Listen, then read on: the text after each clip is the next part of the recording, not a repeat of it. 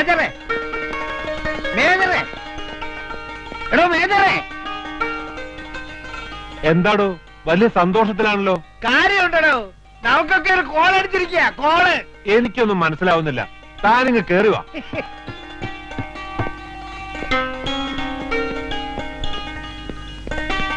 എടോ ഞാൻ ഇത് കണ്ടോ? ഇതിൽ പരം ഒരു ഗുഡ് ന്യൂസ് എന്തുണ്ടോ നോക്ക്. ലവ് ലാൻഡ് 60 റോസാപ്പൂക്കൾ വിരിയുന്നു. താൻ മുഴുവൻ വായിക്കടോ. അസ്തമയത്തിനു മുൻപൊരു പൂക്കാലം. വാർദ്ധക്യം നിങ്ങളെ ഒറ്റപ്പെടുത്തുന്നുവോ മനസ്സു മടുപ്പിക്കുന്നുവോ എങ്കിൽ യൗവനം നിങ്ങൾക്കായി കാത്തിരിക്കുന്നു. 30 days with us. ഊട്ടിയിലെ GK ഗ്രൂപ്പുകാരുടെ പരസ്യമാ.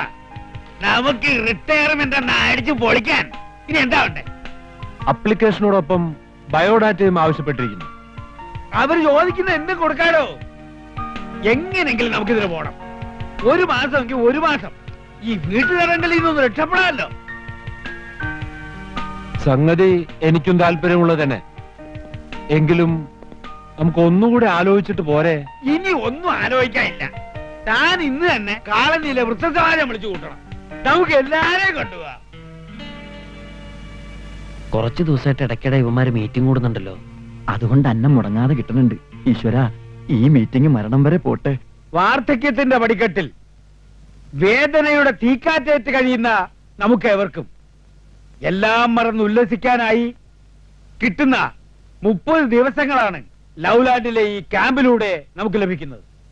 ഊട്ടിയിലെ വനാന്തര പ്രദേശത്താണ് ക്യാമ്പിന്റെ സ്ഥലം.